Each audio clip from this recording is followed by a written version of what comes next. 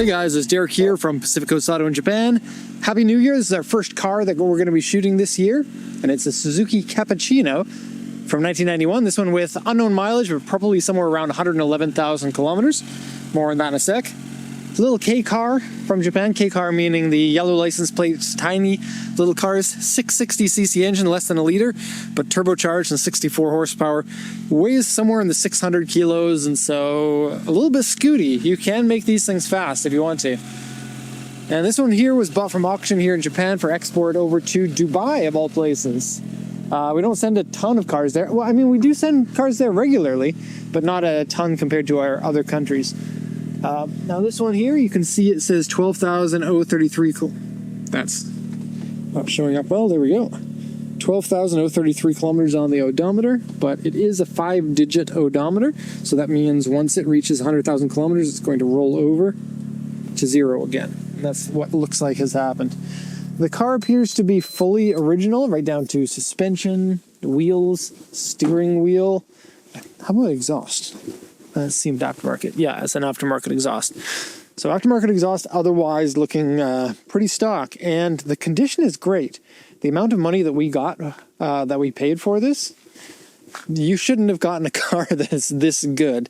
And that's what's fun / challenging about the auction, or maybe a little bit scary to some people, is you don't really know what condition you're going to get. You know that because you're buying wholesale, you can get the cars at a really nice low price, but it always is a little bit of a surprise. So if you have a bit of a gambling instinct, sometimes you can get something super amazing like this for a relatively decent price. And there are still cars like that.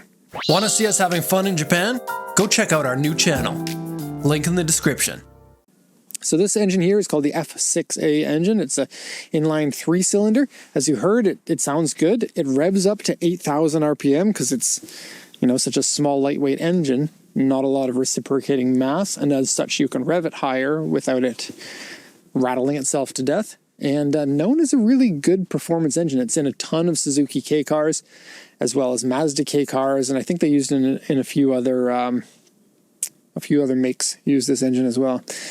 Some nice brand new Blitz coilovers on it. I guess that's the other thing that's not stock. But as far as modifications go, exhaust and suspension are the two things that you'll kind of want. I think I said earlier in the video that it had original suspension, but that's wrong. The majority of this report was actually shot before the break, and then we went on a 2-week-long break over the new year, and now we're coming back and trying to remember how to do our jobs.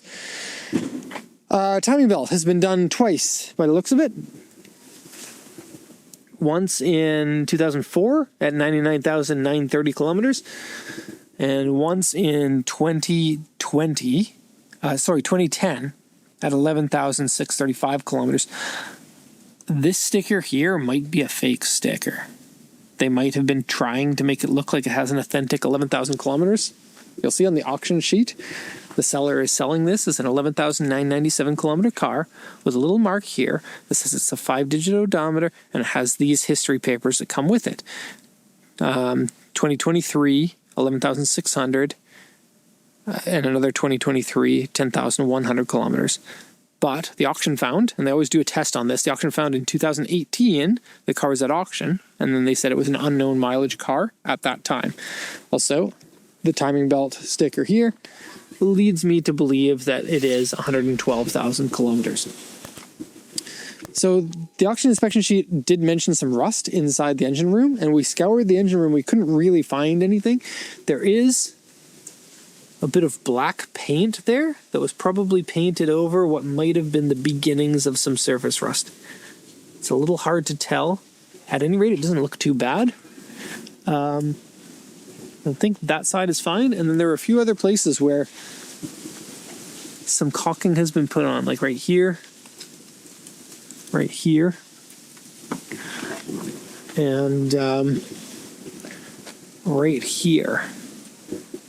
I think, considering it's a 1999, it is a time when you start to get some rust on cars, but it looks fairly clean for what it is. I think I'm pretty happy with that. The oil and the coolant both check out okay, and the full mechanical parts of the car, everything checks out. I'm pretty happy with that. So let's lower the hood here.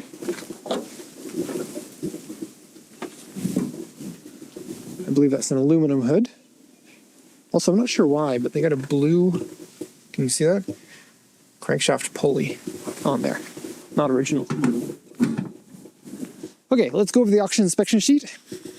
So, as usual, this is the information given to us from the auction. It's a 1991 Cappuccino. This is an R grade. It has been in an accident. And usually with K cars, you're going to be a little bit more careful about R grade because they're not made as robustly as a larger car. And when they're in an accident, it's usually going to be an accident with another car, and the other car is going to be able to plow through it, so to speak.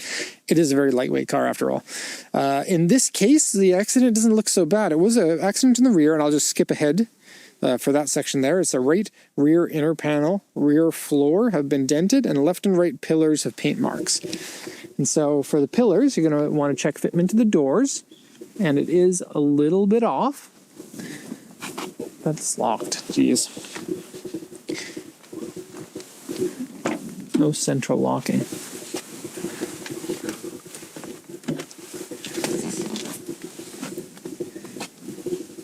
You see some paint marks in there, like it's been repainted. Both the doors open and close properly. There isn't that weird little like boom thing, but both of them are a little bit not lined up properly. The gaps are not visibly off, but you can feel it with your finger. To me, that makes me feel like it was a small accident.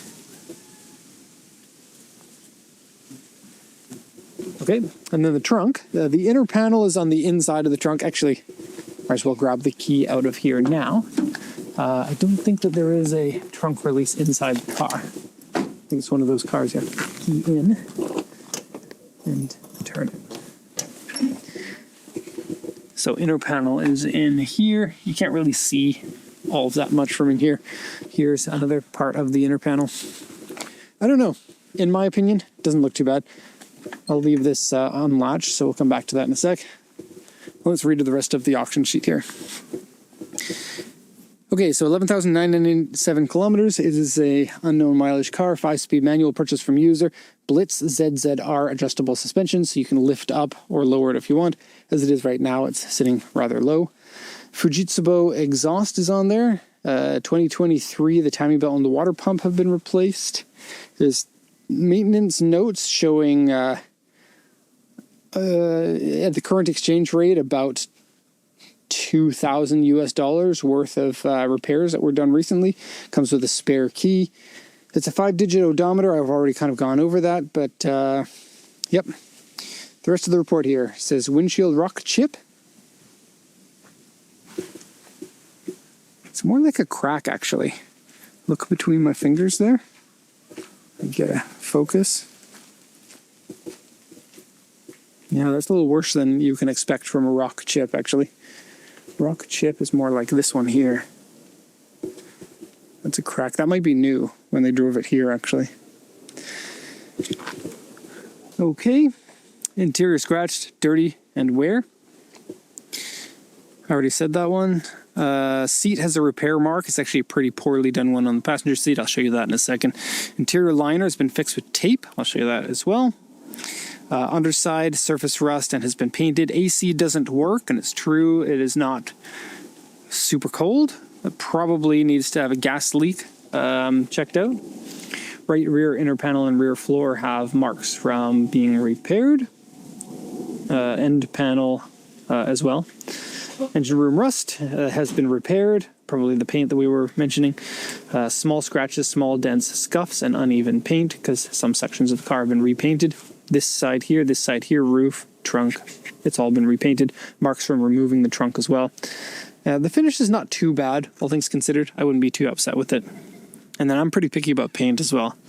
And then wheels scratched. They are the original wheels, which means they're going to be really light. Not in the best condition. You can see this one here has a scratch from here all the way around to here, and then the center caps, the black is faded off of them.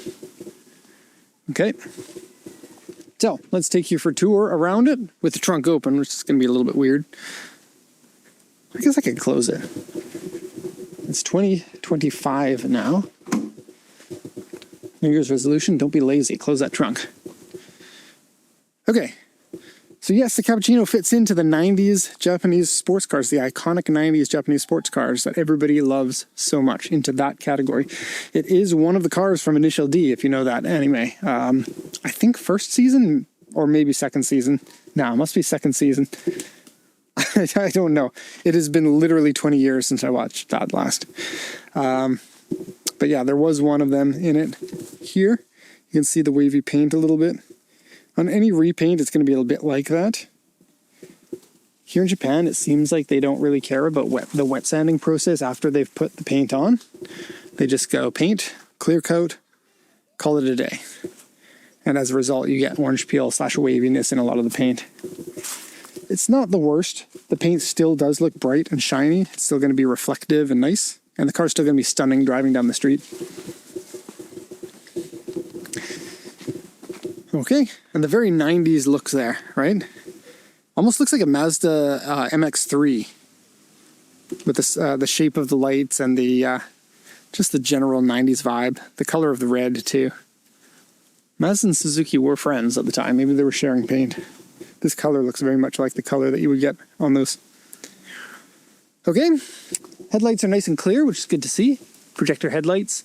You have the city light in there. There's a teeny tiny little light, like one of those dashboard lights. It's inside that just lights up when you have the markers on. Like you can turn the lights half on, so it's not the headlights, but it's just the city lights. Something North American cars don't have. Kind of cool. Paint on the hood's looking okay. Car's a little bit wet right now. Tires, Nano Energy 3. So they're just like a regular summer tire. Here in Japan, they don't have all-season tires, really. They do, but they're very, very uncommon. In Canada, you'd see all seasons everywhere. Winter tires, of course, but here in Japan, it's mostly winter tires, summer tires, and you wouldn't see an all-season. Tires come from 2018. They've got pretty much full tread, 165/65 R14, and 14-inch wheels. They don't look small in a teeny tiny little car like this. The body's pretty much devoid of any scratches or dents that are worth mentioning. A few areas of bad paint. Here's the one that stands out the most. And that little exhaust on there.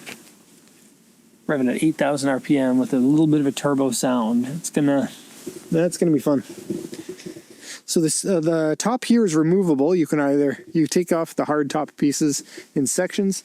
And this is original. It's not like many cars like the Roadster in there where the hard top was an option. No, all of them were hard tops. And so you can do a T-top if you want by taking off those two. You can take off all three if you want and have it as a Targa. Or this back section here can actually rotate into the car. It actually goes... It doesn't make a sound, but you can make that sound if you want. And it goes into the car to make it a full convertible. So you can choose what you like. Pretty cool. This black piece of trim here that has the third brake light, it's come off a bit. It looks like they put something in there to glue it in place. You probably need to take that piece off that they put in and then snug it in and glue it in yourself. Okay, a little bit bad paint in the mirror. You can see the orange peel there. But otherwise, I'm thinking it's a pretty good, solid car. And I'm remembering that price that we got it for. Let's open the trunk now. Cappuccino. So the trunk liner is just this loose piece of fabric here. Underneath it, you can see there's a spare tire and a jack. It just kind of sits there. Like an old classic Mini was like that too. These covers, they're for putting the roof pieces in. And I believe the roof pieces have been engineered to fit in the trunk here. I believe that to be true. Someone in the comments let me know if that's not true.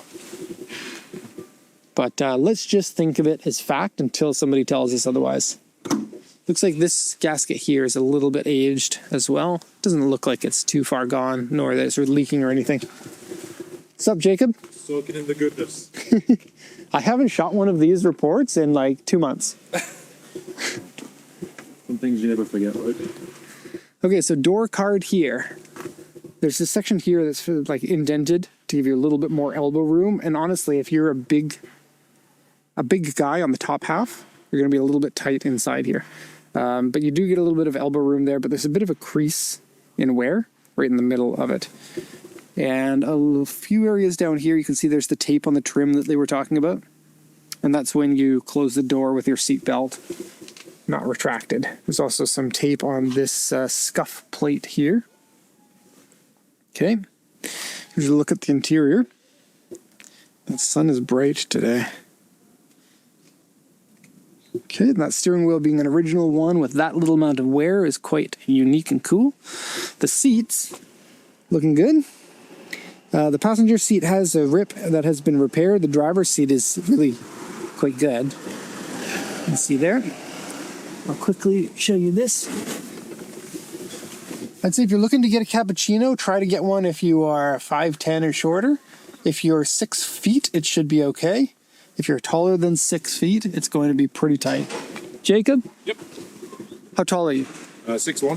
6'1". How's a cappuccino for someone that's 6'1"? Sorry, how well do I fit? Yeah, how do you fit? I fit pretty nicely, similar to an MX-5 NA and B, something like that, but a little bit tighter on the Side to side, I feel it's tighter than the NA and B. Yeah, in terms of legroom, I'd say it's about the same as an MX-5. Yeah, I think so too. You often catch your leg against this side here and rub it against the trans tunnel there as well. It's still comfy though, so. We got a directional mic on the camera, so they might not have heard you. So he was saying that you're pretty tight here and against the transmission tunnel, but otherwise lengthwise, it's pretty similar to the NA Miata if you're used to that. And if you're thinking about getting a cappuccino, maybe see if you can get in an NA Miata in your home country, because it might be a little bit more difficult to find a cappuccino to try out. Okay, just like the Roadster, you get a little place to put your things. This device here is for retracting the roof and your roof liner. All of these get like this. This one's not that bad in comparison. The liners get a little bit loose. Here it's ripped a little bit actually. Okay. Great. 5-speed manual. You can only get them in manual. There's no automatics. Floor carpets look like they're pretty good. A little on the dirty side, but otherwise good. The fan works, it's just not that cold. Mini disc player in here, and missing the cover for the ashtray, but no smell of cigarettes inside the car. Shifting in these is a pleasure. They're not super fast, but they're not super slow either. I think they're a good amount of speed. Oh, and just notice this, there's a little bit of trim up there that's missing. Okay, and no smell of mold inside, which is, you know, on any retractable roof car, you're gonna wanna be careful about that. Okay, so I think we've seen everything about this car, so let's close down the video. Happy New Year to everybody. The first video. I get to do the first video on the channel today. Actually, Jacob does more videos than I do now, but I do the ones for YouTube still. One day YouTube, I'm coming for you. Yeah, just make sure you subscribe if you want to see Jacob do his debut YouTube video. All right, that's all for this one. Thank you so much for watching, and have a nice day.